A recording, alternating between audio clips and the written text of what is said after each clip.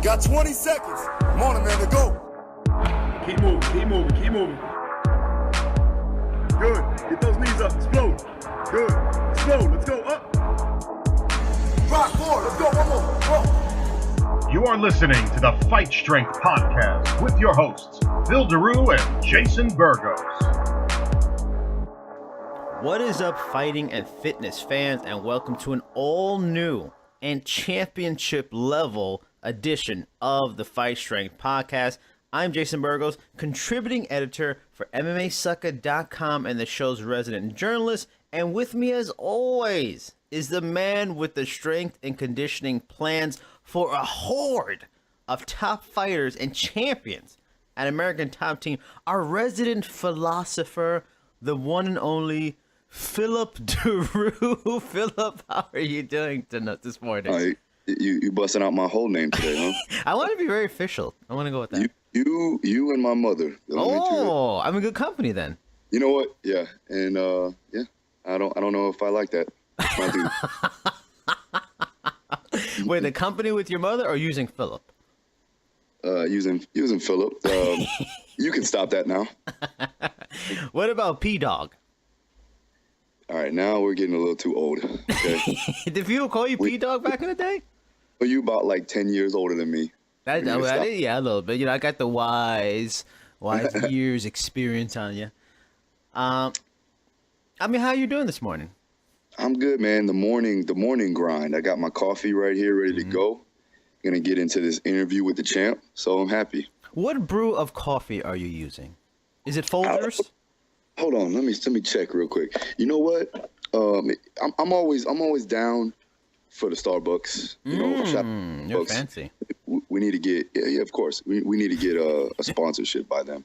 Oh, there's a lot of fucking money on them. Well, you know, I'm a poor man, so I'm using Instant Nescafe. So maybe Instant Nescafe can help us out also, you know, helping out the poor people of the world. That'd be good too. Awesome. All right, so I've mentioned this week's episode is championship level because our guest will be making it that way. I am extremely excited to say that our guest this week is the current UFC Welterweight Champion of the world, the very talented Tyron Woodley. This is exciting. This is big. This is going to be one of our biggest episodes to date. Phil, you've gotten to train with Tyron lately. What's your thoughts on the champ? I mean, it's not surprising. He's a very explosive, very powerful athlete. He's a hard worker, and he's very meticulous in his approaches of what he wants to do and when he wants to do it in his camp. There's a structured plan every day. Dean works with him, you know, strenuously on a constant basis throughout his camp, and they have things scheduled, and they rarely go away from their schedule, man. They're particularly, they want to do it when they need to do it, and that's about it. And that kind of shows what he is how he is as a champion, from, you know, wanting to be so on point each and every day, which carries over into success. Now, if you are excited to hear from Tyron in a bit, I would be remiss in forgetting to tell you fans that you can go out and hear all of our previous episodes with superstar fighters like Joanna Jacek, Dustin Poirier, King Mo, Colby Covington, and a whole assortment of other guests by finding us on iTunes, Google Play Music, iHeartRadio, SoundCloud, and YouTube. We are all over the place. And plus, a bunch of numerous other podcasting software that you can find us on, too. Those are just some of the big ones.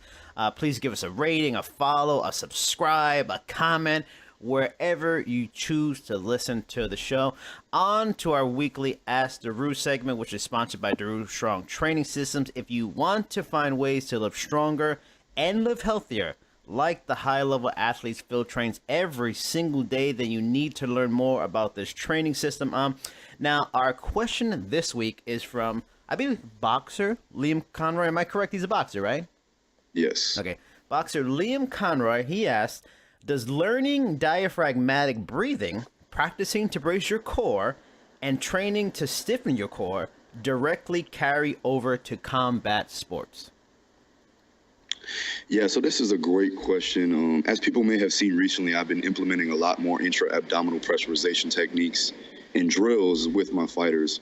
Now, some solid dynamic neuromuscular stabilization drills, or DNS, to initiate stiffening of the core and to enhance the ability to move force and fluidity.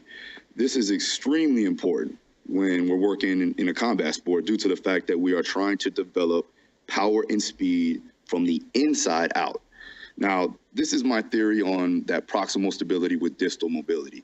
Strengthening the diaphragm with breathing and bracing techniques will help with full body movement along with reducing injury while enhancing that athletic performance. So this is also a great tool to use for recovery by breathing diaphragmatically to bring the body back to a parasympathetic state, that rest and digest state. This is especially important for fighters due to the fact that they train multiple times per day and they need to recover as fast from all those training sessions. So I believe that this is extremely important for fighters in general and all athletes to really incorporate these techniques into their program to, like I said, further initiate that performance. Now, diaphragmatic breathing, I've seen stuff where you've seen the Brazilian Jiu-Jitsu fighters, they do that crazy breathing when they move in their stomach. And is that diaphragmatic breathing, or is that more an advanced experience version of it? Are they one and the same? Well, there's two ways. A lot of it's been incorporated through. Really don't want to just breathe through our belly. We want to breathe 360 degrees throughout the entire lumbar spine, creating good stability and tension in that lower lumbar region to brace down on that core, especially if you're going to be under load or trying to create force from outer extremities. So for me, I make sure that I have my guys lay. We start off by laying in a 90-90 position, and you can find this all on like the KMS, Kabuki Strength movement systems and DNS and all that. But basically you would lay 90-90, so 90 degrees with your legs up, or you can just prop them up on a bench or a box. And then you would just kind of breathe into your lower abdominal region all the way through into your paraspinals up into your back. And you can use that by getting like an external cue by just putting your fingertips on your obliques, which I do with my guys and my girls, making sure that they're breathing into my fingertips and pushing out and down to initiate the bracing sequence. Now, breathing doesn't necessarily mean bracing. Breathing is just a substrate of the bracing technique. When you brace, this is when the real magic does happen. A lot of guys, like I've been really, really working on this with Dustin Poirier. Definitely been working. He feels it. He feels the strength output that he can, carry over. Once he braces his spine and braces that entire lumbar region, he can actually move better. So that stability does lead into better mobility in some ways. Wow, that's pretty interesting.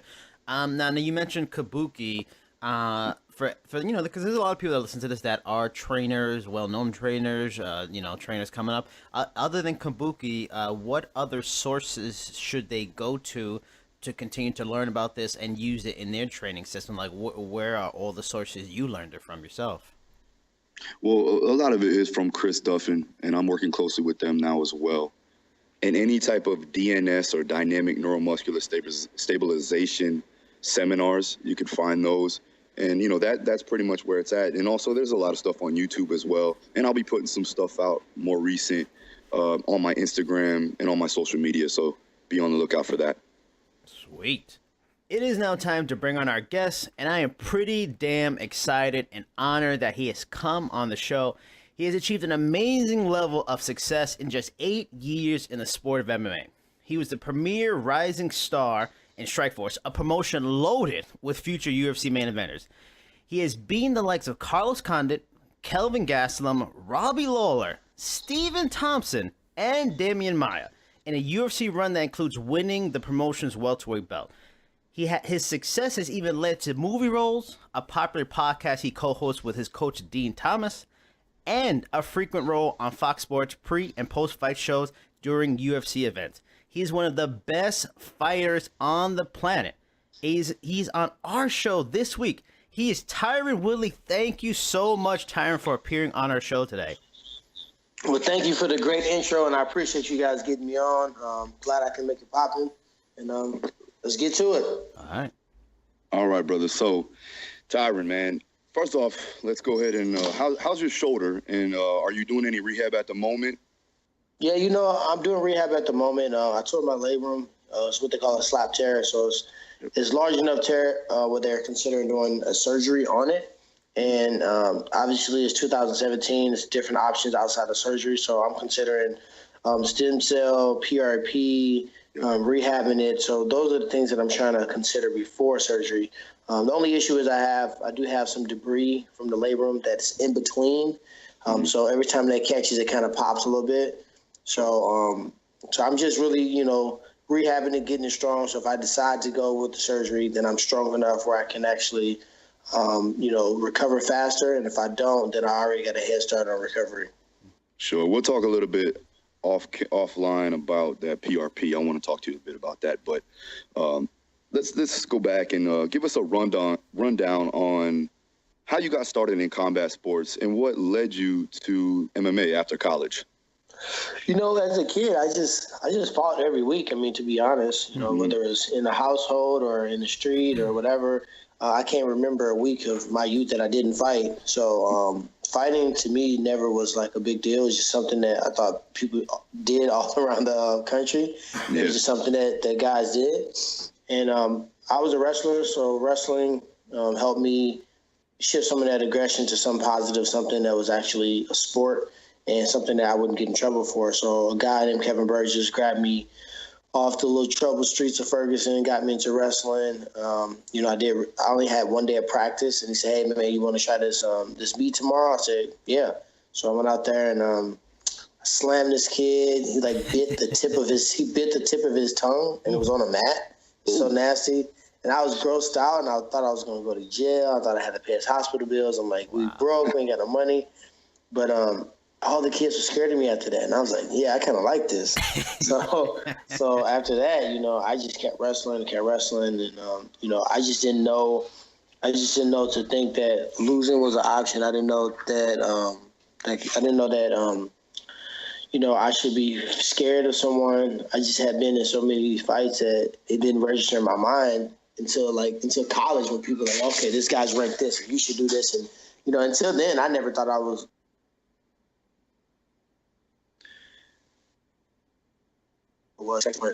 And that kind of got me into combat sports. Obviously, wrestling is a combat sport. I always wanted to box. That's the only sport I've ever wanted to do that I didn't get a chance to do. My mom never would let me box. And since a kid, all I wanted to do was box. My grandfather was a huge boxing promoter. He promoted Cassius Clay and all these different guys. So it's kind of in my blood. But when I graduated college, to make a long story short, I didn't win the NCAAs as I wanted to. I felt like I was the best wrestler in my weight in the country, and I just kind of underachieved at the NCAA, so it left me with that competitive fire to keep competing. And, I tried to make a Olympic and world team. Then from that point, I started, messing around with MMA a little bit, and I was like, man, I've been wanting to punch people in the face during matches for a long time. Now I can do it. I won't get in trouble, and now I get to actually make money. I was broke as I don't know what, and I was doing wrestling, and I was not making any money, so it's kind of a win-win situation. Yeah. You're definitely punching a lot of people in the face, man. I'll tell you that. But yeah, man, I feel you. Growing up in Ferguson, it probably was, a tough upbringing, and doing that, with the fighting and everything like that comes second nature to somebody as yourself, which I can see it while you fight, because you do.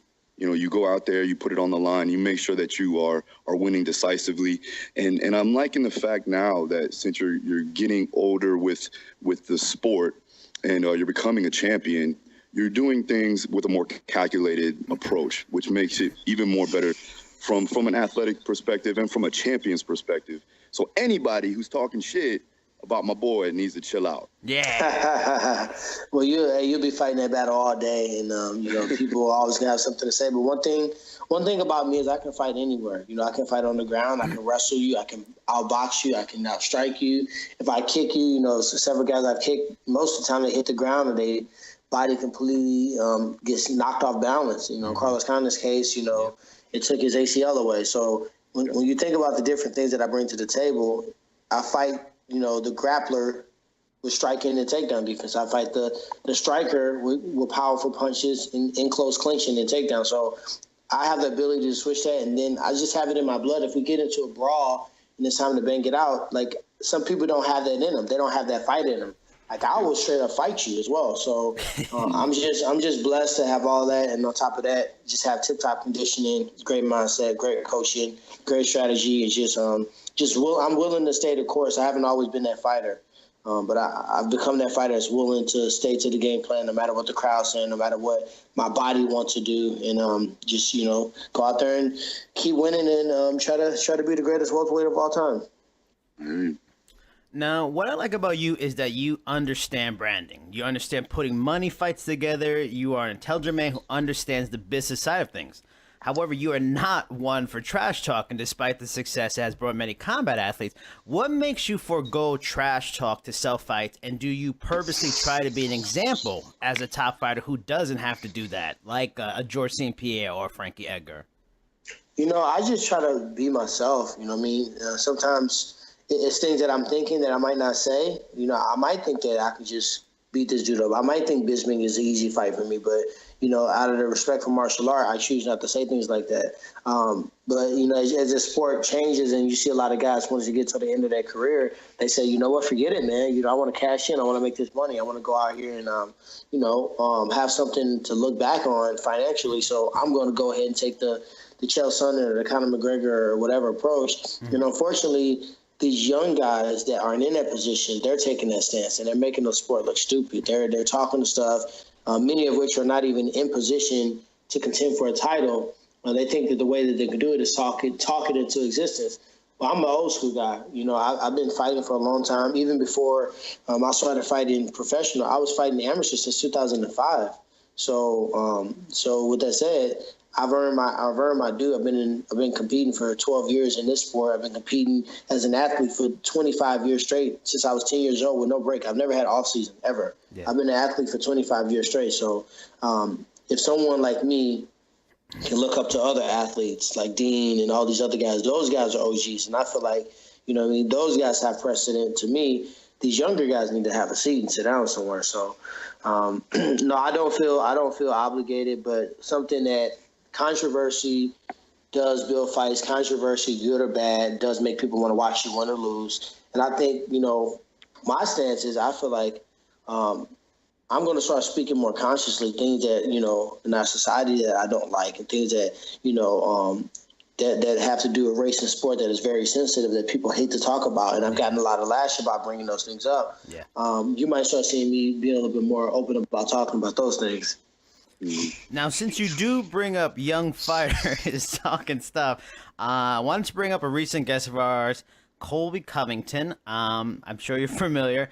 Now I don't even know who that guy is. No, I know. Yeah. He had much. I only focus on guys that are in contention, guys that are world class athletes, and guys that are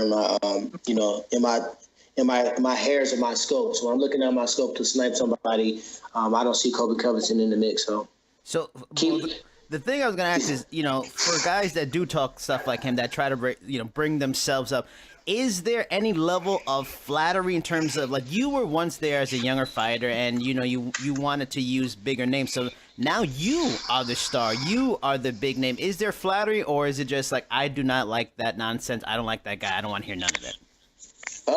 It's zero flattery. I'm just really unbothered. I'm unaffected because, I'm out here fighting. I'm a world champion. The irony of, especially when I was at ATT, so many things that we said on Twitter. We call them Twitter fingers. But Phil will tell you that when he told me to stop my sprint, I extended my sprint all the way down towards the end where Colby Covington was at. And what he did was he faced the mirror. He wouldn't turn his back to me. He shadow boxed looking at the same point for the entire time that I worked out. And he wouldn't leave and he wouldn't move until I finished my workout. For somebody that, I'm from the street, man. If you got something to say, you say it to me. And if you don't say nothing to me, you've been saying all this stuff online, I just don't have no respect for you. And what I had to look at and realize is that as I'm doing my workout, I'm preparing to defend yet another title.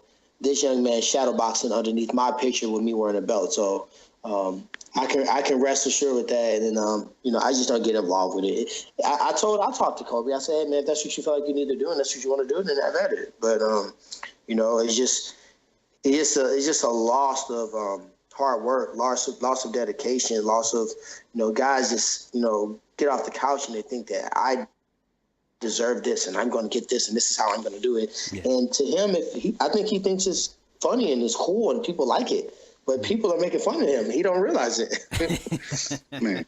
So, man, listen, is that what you were doing? Because I thought you just couldn't hear me. No, I heard you. No, I heard you. But I like to make it known, like I've done that a couple of times. Matt Brown has some stuff to say online, and I want to make you uncomfortable. I want to make you say something, and it's so crazy that all these people are so loud, but when you get up on them, they like crickets. They quiet. They like a mouse. They don't say a word. And the only guy that I kind of respect that talks some stuff about me is Mike Perry. Mike Perry pulled up on me to my face and said, "Hey, bro, I like your style." Not only did he pull up to me, he came to a seminar that I was teaching in Orlando. Wow. And he took the seminar. Not just there means he took the seminar, learned the stuff, and he said, "Hey, man, I'm coming for your belt, man." And those kind of guys, I love to walk across the octagon. There's a respect there, the martial arts. So if you can pull up to me in my face and tell me you coming for my belt, now you got my respect. Yeah, those are the guys I want to see come to the top, and I would love to, engage in a battle with them in the octagon. For sure. I've known Mike Perry for a long time, actually, back when he was an amateur. He used to work out at Dean's Gym back in the day in Longwood, and we used to go there and cross train and stuff like that. But he's always been like that. He's always been an in your face type dude, and he's a street guy, so he's gonna definitely step up when needs to be, but he's not gonna go about it in a roundabout way. He's gonna go right at you. He's being respectful with it. Like I can take that. I'm a street guy too, so I'm like, hey, he like if I had to look at the division, he's the guy I probably respect the most in our division. Granted, he might not have the greatest ground. He might, he's just getting to the point where he's actually refining his technique and his aggression. He's been a little smarter with it, and he's using his, his elbows, tactically, and not just throwing them just to try to F you up. So if it was anybody in the division that I kind of want to see make it to the top and want to, share the octagon with, it probably would be that dude, because I just like real guys. I like people that are real. You know what I mean? That's what's up. All right, let's switch gears a little bit. Now, when we worked together, you asked me about the VersaClimber and what I thought about it as a conditioning tool. Now, obviously, it's been something of good use to you, seeing added increases in your endurance. But how do you feel it's helped you out as a fighter and your conditioning as a whole? Well, it's the mental play, man. You start busting on the VersaClimber, and you start getting these, these fight game plans in your mind. You start thinking a fight through, and you start thinking about pushing and going, and, your legs are burning. You say, I don't care. My whole theme for the last training camp, because we only had 4 weeks, was I'm not going to die. Nothing I'm going to do in here is going to make me die. I'm going to be tired. I'm going to be fatigued. My body's going to tell me to quit. But it's nothing that's going to physically kill me to the point where I'm going to actually go see Jesus. So I kept pushing through. The thing about the VersaClimber is time goes very slow on there. So I'm busting out floors and I'm cranking it up. And I look at the time, and you have that mental clock. That mental clock don't match the cardio clock. So I look at the thing, and I'm thinking we're 2 minutes in, and it's like 45 seconds. And that's like a mental point where you can either break down or you say, forget it, I'm going to push through. So it's more of a mental thing. I play out every round when I'm on the VersaClimber. I'm sweating like God. You can't even cheat the machine. That's the thing. You try to go short strides, it burns. You try to go long strides, it burns. So I just say, forget it. I just go long strides. I try to make sure I get 150 floors or feet, whatever the heck they measure per minute. So the minimum I want to do is 750 in 5 minutes. So I do that for 5 rounds. I got up to 900 one time, which is the highest I've ever done for, doing multiple rounds. And it just give me that confidence that that's the closest I feel to fight conditioning of any cardio equipment. Yeah, keep heart rate at 160, 170, give or take. Man, I don't even know what my heart rate is. It feel like my heart rate jumping. My heart's jumping on my chest. I got a really low heart rate. Like my heart rate when I'm in shape is between 37 and 47. Yeah. So I'm assuming that I'm right around there, 150, 160. Cool, awesome. All right, so let's go back. You and Dean Thomas are very close. I've known Dean since I was 19 years old, and he's been someone who's started me out in the game, and it's someone who I look up to for advice at times. Now, how has your relationship helped your career? And give the listeners one thing they may not know about Dean Thomas? Well, one thing you may not know about Dean Thomas is he's like a hippie without weed. I remember when I met Dean. He was bringing some guys from Orlando up to do a fight in Missouri, in St. Louis, and I was, one of the headliners on this amateur show. It wasn't really amateur because they was paying us to do it, so I wish I could count those on my record. But I was fighting in this amateur league, and they was like, "Hey, man, this is Dean Thomas. He's a part of the American Top Team," and I knew him. I'm like, this dude's like a king. And I was like, "Hey, what's up, man? How you doing?" He said, "Hey, man, nice to meet you." I said, "I'm a part of ATT too." And if you're not, affiliated with the headquarters, sometimes guys look at you like, you're not really ATT. Mm-hmm. So I was like a satellite. I had never been to the headquarters. I had never even envisioned what it would look like. But I was at a satellite school called ATT Missouri. Mm-hmm. And Dean said, "Hey, man," he was so nice to me, and he didn't even know me. And I was like, "Hey, man, can you corner me?" And I can just imagine what he was thinking. And he said, "All right, I'll corner you." So he cornered me. He cornered me, didn't even know me. And I just smoked this guy real fast. And then he was like, "Cool." Then he came up and did it again. I saw him say, "Hey, man, can you corner me again?" And he said, "Yeah." He's like, "I don't even know this guy. I don't know what he does. I don't know the skills." He said, "I saw him warm up. He looked like he had some ability. He was punching hard." I said, "Fuck it, I'll corner him." So his ability just to kind of he just kind of go with the wind. Nothing really bends him out of shape. Like if somebody gets Dean mad, like I want to pull up. Like it's been a couple of times I've almost hopped on a flight because he never gets mad. And if you get him to that point, you've worked your way into, to the point where he's kind of upset. So yeah, that's how we started, man. That was in 2005 that I met Dean. And then from that point on, I was the first guy that he really coached like that, as like, being their head guy. He had fighters at his gym that he was coaching, was traveling with. But I really kind of forced him into the coaching position that he's in now. And a lot of people don't know that it was just me and him. He was just coaching me. Mm-hmm. Every training camp, I would fly him out, or I would send him video, or we would talk on the phone, or he would send me strategy, and we would do that. And then it came to a point where I was like, you know what? I've been coaching myself, Dean, this whole time, and nobody knows it. I don't have like the Ferozes and TriStar and American Top Team or in Florida where I, underneath somebody's umbrella. It was just me putting myself through workouts, training, setting my own schedule, listening, getting some input from Dean, getting him there when I could, flying people in. But I was running my own show all the way up until Kelvin Gastelum fight. Yeah. And at that point, all the way to that point, a lot of people don't know that. And I said, "Dean, I don't care what it costs. I want you to be my head guy. I need you here." I said, "I need you here with me. I need somebody to tell me what to do. I'm tired of," because everybody that knew me and trained with me just assumed that Tyron got it. He run his own stuff. He don't want to. They figured I didn't want them, but I was longing for someone to take the lead. So I hooked up with him. I hooked up with Duke Rufus. Those guys worked so greatly together, and we started to make a run. And it's like I'm just now getting used to using my tools at the right time, and when to push and when to go for a takedown and when to set this up and how to transition to this point and how to fight the tempo of a 5-round fight. So for all the guys in my division, I'm just getting started, which is a dangerous thing for most guys, that I'm just now getting, the full-time coaching that everybody's always has. I'm just not getting that. So that's one thing about Dean. I wasn't happy when he first got the job at ATT, coaching all these guys. So I'm like, "Nah, man, where was y'all at?" A lot of guys started seeing the success in me and Dean. How we picked apart Carlos Condit, how we, was 1 second faster than Koscheck. All these fights, strategy-wise, Dean had me ready. Even Roy McDonald, we was completely ready. He surprised us with nothing, and I just didn't execute. And I can live with the fact that I was ready and I was prepared and I just didn't execute. And I felt bad. That was the first time I looked at Dean. I was like, man, I felt like you spent all this time with me. You made this great game plan. You took time away from your son and your family, and you came out here and helped me, and I didn't go out there and fight. So when I'm going out there, a lot of the pressure that I have is not to underachieve and not to, waste my coach's time.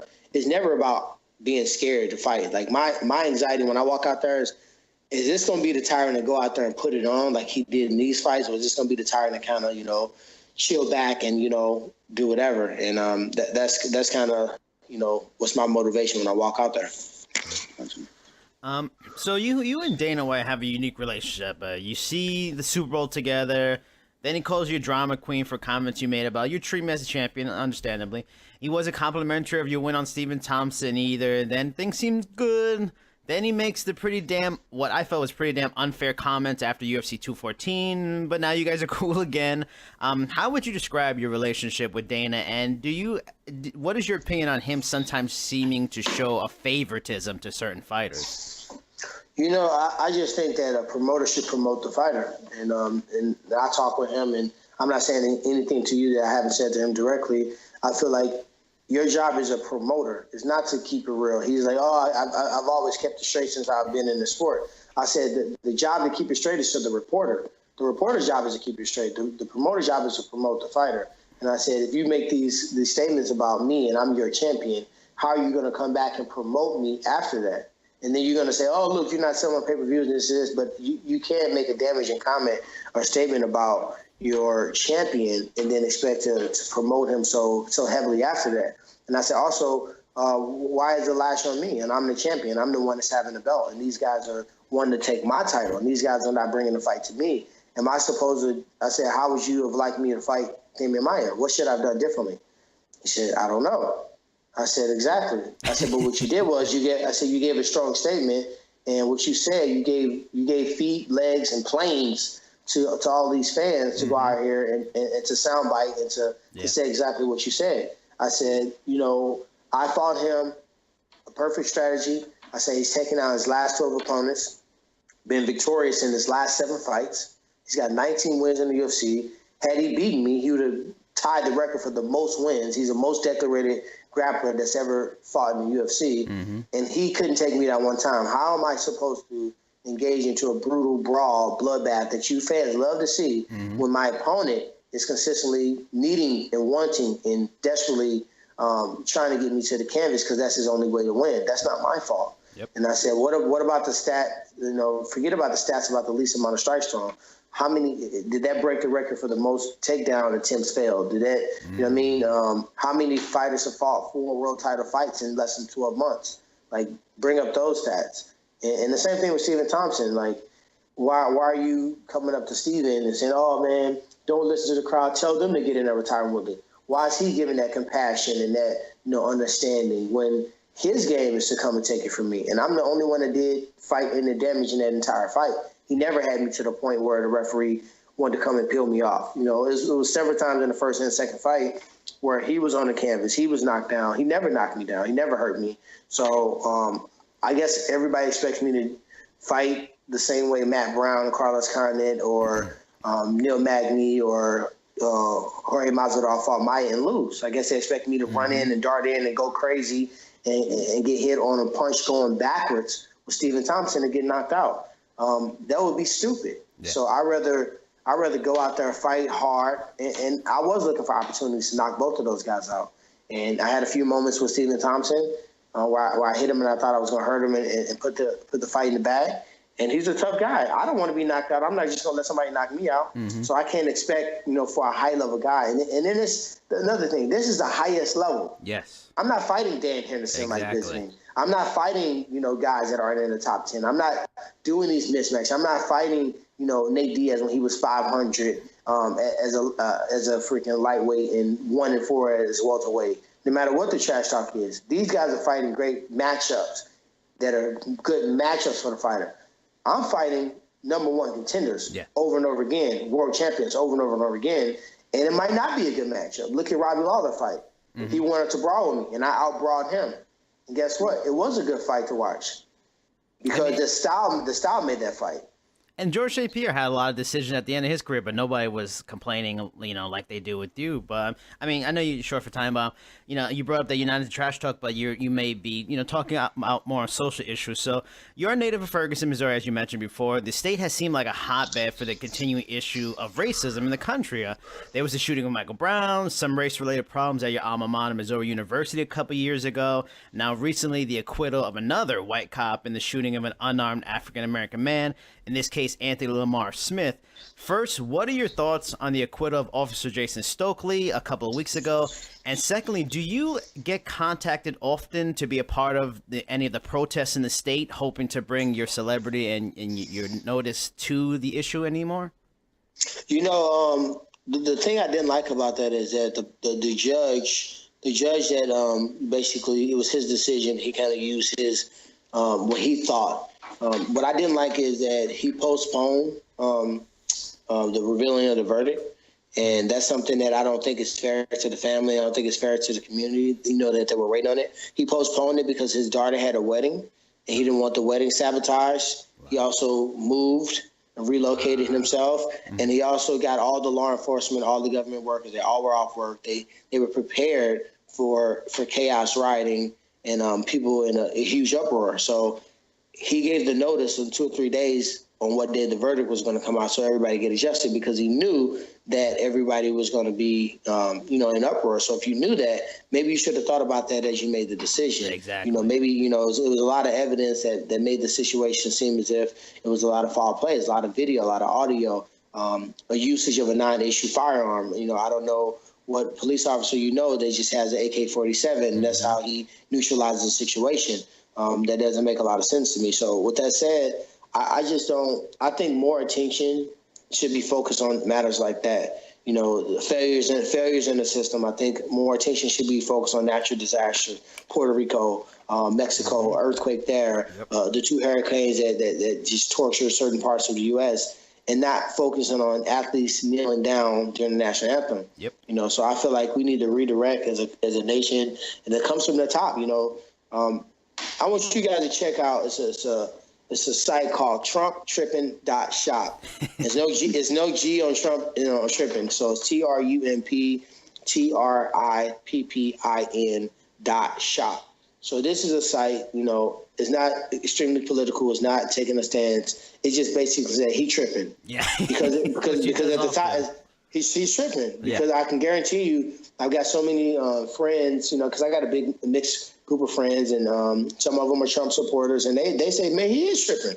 Yeah. He's tripping. Yep. We got a guy twittering the freaking guy in Korea that's complete nutbag, and you want a nuclear war? Mm-hmm. Like, how about we show unity? When you show division as a country, which is our biggest thing, we're showing that we're divided, and we're basically giving a platform for people that are, people that are not looking to be unified, that are looking to be diverse, that are actually have hatred in their hearts for different races. You're giving them a platform, and you don't think that's making us susceptible and us vulnerable for attacks from different countries? Countries already don't like the USA because they think we're overly confident, cocky, wasteful, arrogant, entitled. That's when I leave the country, that's the thought that everybody expects me to have. I'm like, I don't act like that. And it's refreshing because that's what they expect, to basically serve us hand over foot. And I just think that the focus should be redirected. So a portion of the proceeds are going to go to where it should go. It's going to go to Puerto Rico, and it's going to help in that disaster. It's going to go to, think about the shooting here in Nashville. Why is the hotbed of conversation Trump saying these sons of bitches and him not inviting Steph Curry to the White House? Yep. Like, why is that at the top of the news? It's like the old days when, a murder happened downtown and you had a video of a cat getting stuck in a tree and the fireman come and get it down. That's what I feel about it. Yep. And, so make sure you guys check it out, TrumpTrippin.shop. And it's some funny shirts on there, but I think you guys get the point. Yeah. Phil? Yeah, so, let's get back to some positivity, which is always good. That is positivity, though. Yeah, that's a positive message, Tyron. Come on. It's redirecting. The positive messages we need to redirect. And, I can't act like I'm blameless. Like, there's certain things in my life that I need to get back focused. I need to redirect my focus. I maybe need to make a Tyron tripping shirt. But at the end of the day, I ain't leading this country. Yep. True. If you're a leader, you have to lead by example, and he's not doing the greatest amount of that. But from your perspective, and now being like a champion that you are, What are some things that actually, push you further to dominate as you've done before and do it in the future? What pushed me forward to dominate is that I am a huge Muhammad Ali fan. You know what I mean? And Muhammad Ali was a guy that he went out there and he did things unorthodox. He really spoke out on things that he believed in, whether it cost him time, years away from competing, whether it cost him millions of dollars that he could have potentially earned. Whatever the case was, he did what he did because it was right. He said, yeah, I can lose millions of dollars, but I'm doing what's right. And, guys like that motivate me. So I always thought, for that reason alone, he was the greatest, right? Not because he went, 50-0 like Floyd Mayweather, not because, he had all these unified belts like some other fighters, but because of what he did, what he stood for, how he came back out of being out of the sport for so long and still compete at a high level, and just his mindset and just his ability to, go out there and change the world. So that was a guy I looked up to, and I was like, man, I'm looking up to this guy, and I consider him the great. Why can't I be the greatest? Why can't I be the greatest welterweight of all time? Why can't I be the most dangerous, the most calculated, the smartest, the best looking, the wittiest, anything? Why can't I fulfill all those categories? God gave me the gifts. He gave me the ability. He gave me the mind. He gave me the coaches. He gave me the small circle that does big damage. So why don't I go out there and try to be the greatest welterweight? My goal was just to be a world champion. When I first started the sport, it was never to make it to the UFC. It was never to be a pro fighter. I already knew I was going to do that. I already knew I would make it to the UFC at some point in my career. My goal was to be the best and a world champion. And when I got to the point where, I was within reach of the world title, my goals kind of shifted. It didn't feel that. When I beat Robbie, I didn't really feel nothing. I didn't feel like, oh my God, I feel so awesome. I really kind of felt empty, and I was like, that's because my goals were too low. I want to be the greatest welterweight of all time, better than George St. Pierre, better than Matt Hughes, better than whoever else is in that mix, Robbie or whoever. I want to be the best welterweight, and unarguably nobody was even close. And I'm 4 or 5 fights away from being that. Yeah. I know. I have two more questions for you. I really, really appreciate you giving us your time. Now, the first one, I want to go back to a story from last year because I'm a big fan of the genre, Spider-Man. Now, you got into some trouble with leaking, that you might have been in the film, but ultimately you didn't do the film anyway. At the time, you couldn't give too much or, about what you were going to play in the role. But since the movie's a few weeks away from being on Blu-ray and digital, it's long been released, were you up for the role Bokeem Woodbine ended up playing a shocker, or were you up for something else? And I think it was that role. I think it was a role where I was a villain and I was going against Spider-Man. Yeah. And it was a huge role. And to be honest, what frustrated me so much is I turned down that role because I wanted to show my commitment to Fox and the UFC, because I was committed to do a technique video that was going to be used at every fight. So hey, somebody got hit in the rear neck and choke, it'll be me and Kenny Florian breaking it down. I had already committed. They had, already flew out the production company or whatever, and I would have had to miss that, and they couldn't reschedule it. So I said, for the longer play, movies are going to come and go. I'm going to be able to be in, a lot of films in my career. I wanted to show Fox my commitment, and I didn't do that movie.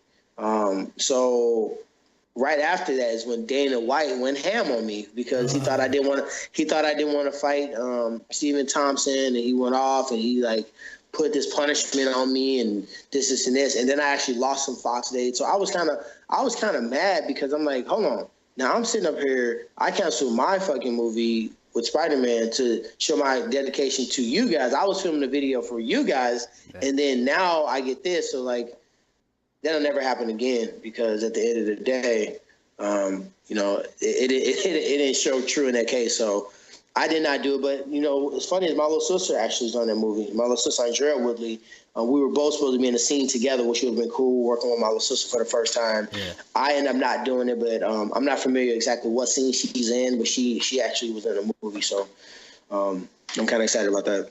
That's cool. All right, now the last question is a word association. I'm going to give you a few words or names, and you can give me whatever comes to mind, a word, a thought, a phrase, whatever. All right, first one, God. First.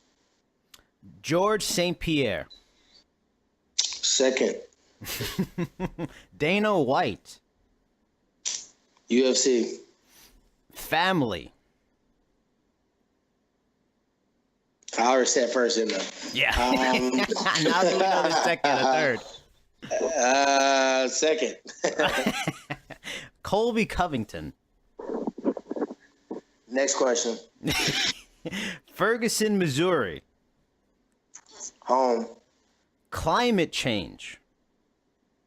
Crazy. Donald Trump. Tripping. Tyron Woodley. Goat. Phil Daru. Beast. Oh, Phil, you like that answer? Coming from him, yes, I do. And I didn't get a chance to think about it, so I just had to come off the top. There you go. All right, that's all. A question. Tyron, anything other than Donald Trump tripping? Anything you want to promote? I mean, right now, I got a couple films coming up, so I can't really speak about them as we see that film and production companies do not like that. But Yes. I got a couple films I'm working on, 3 in a row, and then it'll be a great year for Tyron. I had planned on fighting 5 world title fights in 18 months. But obviously, George St. Pierre and Michael Bisping don't want those problems, so we'll let them have the fairy tale match. Phil, Yeah, that's it. Check out TrumpTripping.shop. So no social media, no Twitter, no Instagram, Facebook to get even more fans. I know you have a ton. I'm easy to find and follow, though, because all my handles are the same. So if you know one, you know them all. Yeah. Phil, your social media handles? Same thing, Daru Strong on all social media handles. Twitter's Daru Strong, Instagram Daru Strong. And check me out on Snapchat, too, with all my videos there, Daru Strong 1. Also, remember, everybody listening, you can find us on Facebook, Fight Strength Podcast, on Twitter, Fight Strength _. Remember, the show's on iTunes, iHeartRadio, SoundCloud, YouTube, and Google Play Music. You can find me on Twitter, Cheap Seats Chat. Tyron Woodley, thank you so much. Truly an honor, a privilege to get to talk to you. Thank you so much for giving us your valuable time and coming on today. All right, no worries, man. Thank you guys for having me on. Thank you. All right, I'm Jason Burgos. He is Phil Daru. Phil, say bye-bye. Peace.